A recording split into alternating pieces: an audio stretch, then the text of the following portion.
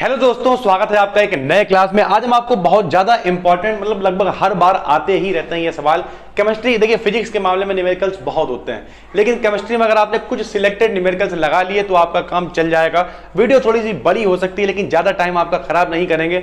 मात्र 8 से 10 सवाल लगाएंगे, आप उनसे रिलेटेड ध्यान से सुने और हम क्या बोल रहे हैं वो भी सुने, ठीक है, और आसानी से जाके आप पेपर को दे के आए। देखिए पहला सवाल तो ये होता है जो खूब पूछा जाता है, इसमें आपको या तो ऐसे कोई रिएक्शन दे देगा, ठीक है, Zn+2Ag पॉजिटिव, इस तरीके कोई सेल अभिक्रिया दे देगा, या फिर ऐसे लिखा होगा Zn डबल पॉजिटिव, बीच में से दो लाइन है, इस तरीके से ये दो अर्ध सेल मिलके एक एक्चुअल में सेल बना रहे होते हैं, ठीक है। आपको इसमें ज्यादा दिमाग नहीं लगाना है, सीधे एक फार्मूला लगाना है, E बराबर E cathode minus E anode, ठीक है। हम चाहें तो यहाँ पे आपको बहुत कुछ समझा सकते हैं कि यहाँ से इसने इलेक्ट्रॉन निकले हैं, पॉजिटिव आया, ये कैथोड है, ये एनोड है, लेकिन आपके पास अब इतना टाइम नहीं है, अपने साल भर पढ़ ही लिया होगा, ठीक है। अभी आपको शॉर्ट में हम ये बता रहे हैं कि आपको करना क्या होता है, ठीक है।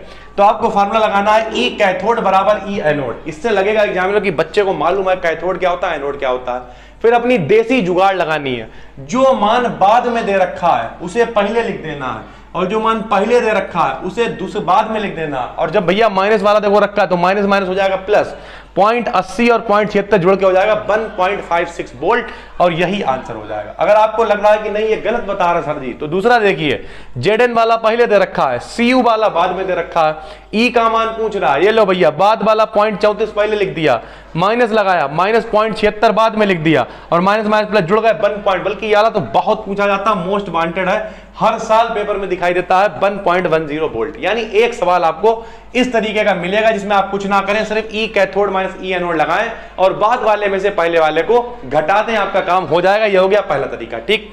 दूसरा तरीका सर समझिए, एक सवाल ये वाला खूब पूछा जाता है, ये वाला यूरिया वाला सवाल। अब इसमें आपके में कई सारे सवाल दे रखे होंगे, यहाँ पे है 3 ग्राम यूरिया हो, 6 ग्राम हो, कोई फर्क नहीं पड़ता है। क्या करेगा यूरिया वाले जितने भी सवाल मॉडल पेपर में आपके पास अभी 2-3 दिन का टाइम है, लगा लीजिए सर। 3 ग्राम यूरिया को 100 ग्राम जल में घोलने पर प्राप्त विलयन का क्वथनांक में उन्नयन बताइए, ठीक है।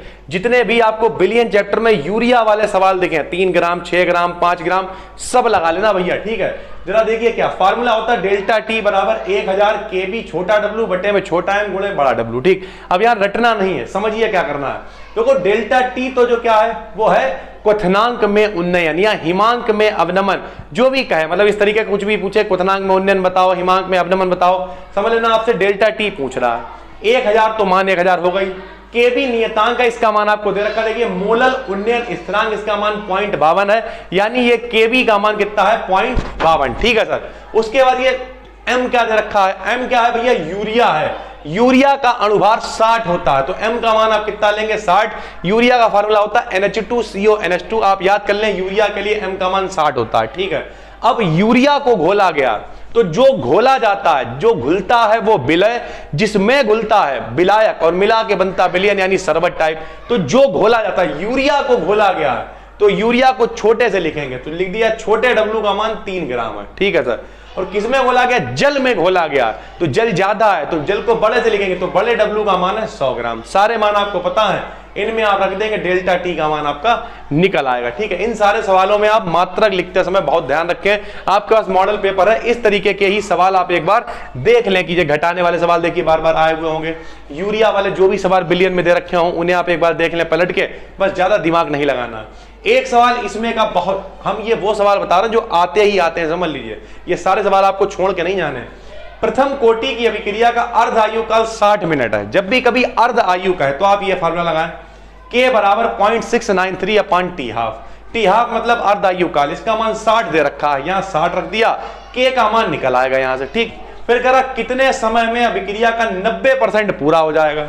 तो प्रथम कोटि के लिए जो फार्मूला होता है K बराबर 2.303 upon T log A upon A minus x. अब देखिए सर K का मान यहां से हम लोग निकाल चुके होंगे, यहां रख देंगे 2.303 ऐसे लिखेंगे, समय t हमसे पूछ रहा है, log ऐसे रखेंगे, A का मान 100 रख देंगे क्योंकि 90%, आज 50% लोग आए तो कितने नहीं आए, तो 50 नहीं आए क्योंकि 100 स्टैंडर्ड, तो A का मान 100 और 90% पूरा हो जाएगा, यानी 90% पूरा हो गया, तो बचा कितना 10%, यानी A माइनस एक्स का मान कितना है 10। या आप ऐसे कर सकते हैं 100 माइनस 90 मतलब 90% पूरा हो गया। 100 में से 10 जाएगा नीचे, 10 बचेगा, 10 धाम 100 हो जाएगा, log 10 का मान 1 होता, हटा देंगे, बाकी जो हल होगा वो t का मान यहाँ पे आ जाएगा। तो एक सवाल आपको ये देखना है, प्रथम कोटि की अभिक्रिया वाला सवाल दोस्तों आता ही आता। अगर मान लिया हम यहाँ पे हालांकि आपको बता भी रहे हैं, लगा भी रहे हैं, लेकिन उसके बाद भी आपको ये सारे सवाल यूरिया वाले जितने सवाल बिलियन के दे रखे हो सारे देख लीजिएगा, ठीक है। प्रथम कोटि के इस तरीके एक आपने सवाल देखा, बाकी आप ऑटोमेटिक लगा लेंगे। इनमें आपने एक सवाल देखा कैथोड माइनस एनोड, बाद वाले में से पहले वाले को घटाना है, आप लगा लेंगे, ठीक है सर। उसके बाद एक इस तरीके का सवाल था, एक ठोस द्रव्यमान में पोटेशियम परमाणु क्रिस्टलीय घनीय जालक के केंद्र में स्थित है, ठीक है। जब भी कभी केंद्र में स्थित होता है उसे कहते हैं बॉडी सेंटर्ड, क्या कहते हैं, BCC, बॉडी सेंटर्ड। और बॉडी सेंटर्ड के लिए Z का मान 2 होता है। जब भी कहे केंद्र में स्थित है तो इसमें Z का मान आपको पता होना चाहिए 2, क्योंकि बॉडी सेंटर्ड केंद्र वाले में 2 परमाणु होते हैं, ठीक है। सारे मान आपको दे रखे, K का मान 39, ये M का मान है, ठीक, K के लिए 39 दे रखा है, ये M का मान होएगा। 4 ग्राम में इकाई सेलों की, तो जो x का मान 4 होगा। आवोगाद्रो संख्या आप अपने पास से लेंगे, Na होती है आवोगाद्रो संख्या 6.022 गुणा 10 की घात 23, और Z का मान केंद्रीय वाले के लिए 2 होता है। ये फार्मूला आप लगाएंगे, x ग्राम में इकाई सेलों की संख्या बराबर Na इंटू एक्स अपान m इंटू जेड, ठीक है। सारे मान आपको पता है, इसमें आप रख देंगे, Z का मान 2 रख देंगे, m का रख देंगे, और यहां पर हल होके इकाई सेलों की संख्या आ जाएगी। तो एक सवाल इकाई सेलों की संख्या जिसमें पूछी गई, जैसे एक और यहां पे लिखा हुआ है, देखिए, इकाई कोष्टिकाओं की संख्या बताइए। इकाई कोष्टिकाओं की संख्या होती है कुल द्रव्यमान बटे में एकक कोष्टिका का द्रव्यमान। जैसे नहीं 10 रुपए बटे में 1 टकाटक 2 रुपए का है, तो 2 से भाग दे दिया तो 2 पंजे 10, एक नियम वाले सवाल। वैसे कुल ऊपर लिखेंगे, 10 रुपए ऊपर 2 नीचे, तो कुल द्रव्यमान इनने हमें 200 दे रखा, देखिए यहां कहीं दे रखा है, ये देखिए 200 ग्राम धातु में इकाई कोष्टिका, तो यानी कुल द्रव्यमान 200 दे रखा है। इकाई कोष्टिका का द्रव्यमान इसमें आपको निकालना होगा, ठीक। फार्मूला आप लगाएंगे रो इंटू ए क्यूब, क्या होता है, रो इंटू ए क्यूब, क्योंकि घनत्व वाला जो फार्मूला होता है इसी को हमने बना लिया। रो इंटू ए क्यूब होता है एकक कोष्टिका का द्रव्यमान। रो क्या है, घनत्व है, जे दे रखा है, ठीक है। ए का मान जे दे रखा है, इसकी 3 बार गुणा करेंगे, ए की पावर 3 है, यहां से निकल जाएगा एकक कोष्टिका का द्रव्यमान, उसे नीचे रख देंगे, कुल द्रव्यमान 200 को ऊपर लिख देंगे, और एकक कोष्टिकाओं की संख्या निकल आएगी। तो सबसे पहले आप समझ लीजिए, एकक कोष्टिकाओं की संख्या वाला एक सवाल आएगा, आपको बिल्कुल तैयार कर लेना, आपके पास मॉडल पेपर होगा जिसमें भी कह रहा हो एकक कोष्टिकाओं की संख्या बताइए, संख्या भी बदली नहीं होगी, वही हो सकता है इन्हीं में से कोई सवाल आ जाए, ठीक, यही वाला आ जाए। तो सबसे पहले वो आपको तैयार कर लेना एकक कोष्टिका वाला, ठीक। दूसरा सवाल आपको कौन सा तैयार करना है, जितने भी यूरिया वाले सवाल दे रखे हो, 3 ग्राम यूरिया, 6 ग्राम यूरिया, वो आपको नहीं छोड़ना है, किसी भी कीमत पे आपको लगाना ही है सर, ठीक है। उसके बाद ये जो प्रथम कोटि वाले सवाल होते हैं, प्रथम कोटि की अर्धायु काल इतना है या इतना है, तो अर्धायु काल बताओ, टीहा पूछ सकता है, ये दोनों फार्मूलों का इसमें इस्तेमाल होगा। फिलहाल तो आप देख चुके होंगे ये वाले सवालों में कैथोड माइनस एनोड बाद वाले में से पहले वाले को हमेशा घटा दिया जाता है। और एक सवाल देखिए नीचे लिखा हुआ है H, ये भी बहुत इंपॉर्टेंट है, H2SO4 का एक नमूना 94% है। 94% का मतलब 94 ग्राम, उसमें क्या, यहाँ के देखिए, यहाँ पे जे लिखा ग्राम प्रति ml है, यानी 94 ग्राम घुला हुआ है H2SO4, उसमें 100 ml पानी होगा, तो हमने लिख दिया, अर्थात 94 ग्राम 100 ml में घुला हुआ है। बस अब कुछ करना नहीं है, मोललता निकालनी है। मोललता का फार्मूला होता है विलय के मोल बटे विलायक का भार किलोग्राम में होना चाहिए। भैया विलय मतलब जो घुला हुआ, H2SO4 पानी में घुला है, तो विलय के मोल कैसे बनाएंगे, मोल बराबर होता भार बटे अणुभार। इसका भार कितना है 94, तो ऊपर लिख देंगे। H2SO4 का अणुभार होता 98, तो भाग दे देंगे, ये बन गया मोल। नीचे विलायक का भार किलोग्राम में होना चाहिए, लेकिन इनने विलायक का भार देखिए कहां, 100 ml कह लीजिए या 100 ग्राम कह लीजिए, एक ही बात है। ये काहे में दे रखा है, ग्राम में दे रखा है, इसे किलोग्राम में बदलने के लिए 1000 से भाग दे देंगे, ठीक है सर। 1000 जाएगा ऊपर, कटेगा पिटागा, मोलता आराम से निकल आएगी। या फिर आप यहां से भी घनत्व बराबर द्रव्यमान बटे आयतन से द्रव्यमान निकाल के भाग देके ऊपर ले जा सकते हैं, तब भी कोई टेंशन नहीं। फिलहाल तो मोललता पूछ रहा है, तो आप डायरेक्ट फार्मूला यूज कर सकते हैं। ये सवाल भी आपको नहीं छोड़ना है, 94% वाला सवाल 101% आ जाता है और आपको लगा के आना है। अब एक सवाल मोल प्रभाज वाला, यहां पे हम ये नहीं बताना चाह रहे कि मोललता पूछ रहा है, मोललता पूछ सकता है, नॉर्मलता पूछ सकता है, मोल प्रभाज पूछ सकता है। तो एक का सवाल हम आपको मोल प्रभाज वाले बताते रहे, बस यही 7-8 सवाल है जो पेपर में आते हैं, इसके अलावा कुछ नहीं। आपके पास अगर मॉडल है तो इन सब की एक बार प्रैक्टिस कर लीजिए, उसमें सारे सवाल ये दे रखे होंगे। और शुरुआत के 3-4 चैप्टर हैं, आपने खोला पहला चैप्टर, मतलब मान लिया सॉलिड स्टेट हो गई, इलेक्ट्रोकेमिस्ट्री यानी विद्युत रसायन हो गई, थोड़ा सा और आगे बढ़े तो वहां पर ये बिलियन वगैरह आ गया। बस सर यही 2-3 चैप्टर है शुरुआत के जहां से सवाल आते हैं और इसी टाइप के, इसके अलावा कोई भी सवाल नहीं आता। 2-3 सवाल आपको और बताते हैं, चलिए पहले लिख लो। तो उसके बाद आपके मॉडल में परासरण दाब निकालने वाले कुछ सवाल दे रखे होंगे जिनमें कहेगा कि परासरण दाब ज्ञात कीजिए, ठीक है, बिलियन में दे रखे होंगे। तो आप 1 या 2 सवाल इसके देख लें परासरण दाब के, लॉन्ग में नहीं, लेकिन हाँ 1 या 2 नंबर में आ जाते हैं। पीवी बराबर एनआरटी या पाई बराबर सीआरटी से ये लगते हैं, डायरेक्ट फार्मूले पे सवाल होते हैं, इसे आप देख लें, ठीक है। ये देखिए एक मोल प्रभाज वाला सवाल आता है कि 72 ग्राम जल 92 ग्राम C2H5OH दोनों का मोल प्रभाज बताओ। तो जिसका भी मान जल का निकालना, जिसके मोल प्रभाज निकालने होते हैं भैया, उसके मोल को ऊपर वाले जल के निकालने, तो जल के मोल लिखेंगे ऊपर और बटे में लिखेंगे जल प्लस एल्कोहल यानी C2H5OH के मोल। और मोल निकालने के लिए करते क्या है, मोल बराबर होता भार बटे अणुभार। तो पहले इससे जल के मोल निकालेंगे, भार बटे अणुभार, जल का अणुभार होता 18, आप कर देंगे 72/18 आ जाएगा।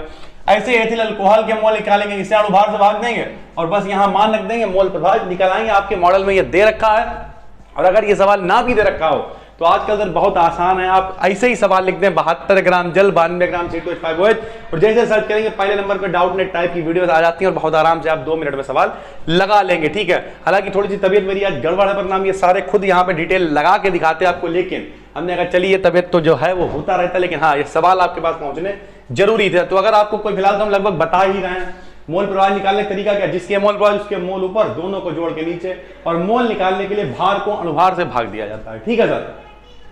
उसके बाद देखिए C2H अणुभार निकालने का भी तरीका होता है। देखिए 12, इसका 12 दूनी 24 और 6 30, जो भी इसका हो, देखिए सर यहाँ पे 12 दूनी, इसका एक का होता है 12, तो एक का हो जाएगा 12 दूनी ये हो जाएगा 24, प्लस का हो जाएगा 6 और प्लस में हो जाएगा 16 दूनी 32, इसे जोड़ लेंगे, जो भी आएगा वही इसका अणुभार होगा, ठीक है। तो इस तरीके से आप एक सवाल ये देख लें। उसके बाद एक सवाल दोस्तों ये वाला दे रखा है, एथिलीन ग्लाइकॉल के मोल प्रभाज निकालिए जबकि इसका 20% जलीय विलयन है। जब भी कभी 20% गए इसका मतलब 80 ग्राम इसमें जल है, बड़ा डब्लू, और 20 ग्राम इसमें एथिलीन ग्लाइकॉल घुला। मोल प्रभाज पूछ रहा, फिर इसके मोल ऊपर लिख देंगे और नीचे इसके प्लस जल के जोड़ के लिख देंगे। मोल लाएंगे कहां से, मोल बराबर भार बटे अणुभार। ये सवाल भी बहुत इंपॉर्टेंट है, मोल प्रभाज वाला एक सवाल आपके पेपर में आ जाता है, आप छोड़ के नहीं जा सकते हैं सर, ठीक है। एक सवाल यूपीएमएसपी के पेपर में दे रखा है, ये ए का जो है ये इतना सब कुछ बीसीसी के लिए एक कोष्टिका कोर की लंबाई 400 पिकोमीटर है, इसका आपको घनत्व बताना और एक कोष्टिकाओं की संख्या बतानी। बहुत आसान है, घनत्व वाला सवाल आता है सर। फॉर्मूला लगाते हैं रो बराबर ZM/A³ × Na, ठीक है।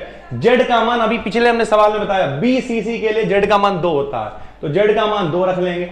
एम का मान देखिए 100 दे रखा है, A³ यानी लंबाई देखिए 400 पिकोमीटर दे रखी है। पिको में ही आप आंसर निकाल सकते हैं, वरना इसे सेंटीमीटर में बदल लीजिए, क्योंकि हम लोग रो का मान घनत्व जो है द्रव्यमान बटे आयतन ग्राम प्रति सेंटीमीटर क्यूब में निकालते हैं, तो सेंटीमीटर में से बदलने के लिए 10 की घात माइनस के 10 से गुणा कर सकते हैं, सेंटीमीटर में बदल जाएगा, ठीक है। बाकी कुछ करना नहीं है, इसमें मान रख देना है, रो का मान आ जाएगा ग्राम प्रति सेंटीमीटर क्यूब में। सेकंड पार्ट में अगर 10 ग्राम ए में एकक कोष्टिका की संख्या बताइए, तो 10 ग्राम ए में एकक कोष्टिका की संख्या निकालिए। देखो भैया 100 ग्राम में होती है आवोगाद्रो संख्या के बराबर, तो 1 ग्राम में 100 को नीचे भेज दिया, इसलिए 10 ग्राम में दोनों तरफ 10 से गुणा कर दी। जो आएगा अपने पास 2 इसमें अणु होते हैं, तो उसे 2 से भाग दे देंगे, वही एकक कोष्टिकाओं की संख्या होगी। तो एक मोल प्रभाज वाला सवाल आपको और देखना है, और ये एकक कोष्टिकाओं की संख्या वाला तो हम आपको बता चुके हैं, साथ ही साथ आपको घनत्व वाला सवाल भी देख लेना है, ठीक है। आखिरी में एक मोलर H2SO4 विलयन की तुल्यांकी चालकता ज्ञात करो, जबकि विशिष्ट चालकता इतनी है, ठीक है। विशिष्ट चालकता को K यानी कप्पा से लिखते हैं। ये देखिए K का मान फार्मूला होता है लैम्डा बराबर K × 1000/C। K का मान दे रखा है 1000, ऐसे रख देंगे। C का मान कहां से लिया है, C होता है क्या, अणुभार बटे तुल्यांकी भार। तो भैया H2SO4 का अणुभार होता है 98 और इसका तुल्यांकी भार होता है 49। क्यों 49 होता है, क्योंकि इसमें 2 H पॉजिटिव होते हैं, तो जब 98 को 2 से भाग देते हैं तो 49 आ जाता है। सरल भाषा में कहें तो C वो है, मान लिया H2SO4 में 2 H है, तो यही C का मान है, बस 2 रख दिया नीचे, ठीक है। और इसे हल करेंगे आपको लैम्डा का मान मिल जाएगा। तो ये सवाल जो हमने लिखे हैं बिल्कुल यही सवाल, अगर यहाँ पे ना भी दिक्कत कर रहा हो, सवाल समझ में ना आ रहा हो, तो आप इन्हीं सवालों को देखिए, मुश्किल से आधा घंटा खर्च होगा दोस्तों, लेकिन गारंटी है 8 से 10 नंबर पक्के हो जाएंगे 101%। तो ये सवाल आप छोड़िएगा मत। और आखिरी एक सवाल आप और लगाइएगा, 0.05 मोल प्रति लीटर NaOH विलयन का प्रतिरोध, यानी R का मान दे रखा है, प्रतिरोध है, 1 सेंटीमीटर व्यास है, व्यास की आधी त्रिज्या होती है, छोटा आर दे रखा है 1/2 सेंटीमीटर हो जाएगा, ठीक है। लंबाई दे रखी है 50 सेंटीमीटर, एल दे रखा है। प्रतिरोधकता बताओ, पहले तो फार्मूला लगाइए, रो बराबर आर ए अपॉन एल, यहां से रो निकल आएगा, ठीक है। एक आर दे रखा है, एल जो है लंबाई दे रखी है, ए का मान कहां से लेंगे, एल का मान 50 दे रखा है, देखिए। उसके बाद ए का मान कहां से लाएंगे, पाई आर स्क्वायर रख देंगे, और आर का मान त्रिज्या भी दे रखी है। जब रो निकल आएगा प्रतिरोधकता, विशेष चालकता उसकी उल्टी कर देंगे, और मोलर चालकता भी ऐसे ही निकाल सकते हैं। ये फार्मूला होता है K/C वाला। ना लगा पाइएगा, आपके मॉडल में ये सारे सवाल दे रखे हैं, और मॉडल में नहीं तो डायरेक्ट थोड़ा सा सर्च करिए, एक तत्व ए परमाणु, पूरा सवाल पेपर में आपकी पहले ही फोन, जिस फोन में आप ये वीडियो देखेंगे पहले ही नंबर पे आ जाएगा, और क्लिक करके देख लीजिएगा। बस इतने से ये सवाल है, थोड़ी सी तबियत गड़बड़ थी, ठीक है, कोशिश की आप तक सवाल पहुंचाने की, ना छोड़िएगा मत। और हाँ, और भी कई वीडियो हम लाने को थे, लेकिन सॉरी, क्योंकि तबियत बिल्कुल सही नहीं है बोलने तक में, अभी तो तब भी थोड़ा सही लग रहा होगा, दवाई वगैरह खाई है अभी। इससे पहले जो वीडियो आई होगी आप सोच रहे हो सर्दी तो नशे में आ गया, लेकिन ऐसा नहीं है, थोड़ा सा जो है चीजें बिगड़ जाती हैं कभी कभी, क्योंकि बहुत दिन हो गए लगातार काम करते हुए। आज भी सारे ऑफलाइन क्लासेस भी पढ़ाए, जबकि तबीयत नहीं सही थी तब भी। तो फिलहाल दोस्तों पूरी कोशिश की है जितनी इंपॉर्टेंट चीजें आप तक पहुंचाने की। अब आपका काम ये है एक मॉडल पेपर उठाना है और आखिरी तक सारी चीजें पढ़ डालना है, इन सवालों को लगा लेना है। हम मिलते हैं आपसे एक और वीडियो में। कोशिश रहेगी अगर टाइम मिलता है तो क्या होता है जबकि वगैरह बना देंगे, बाकी आपको पढ़ना खुद है सर, थोड़ी सी मेहनत कर लीजिए, हम भी थोड़ा सा मजबूर हैं। फिलहाल नए हैं, चैनल को सब्सक्राइब कर लीजिए। फिर मिलते हैं एक नई वीडियो में, तब तक के लिए धन्यवाद।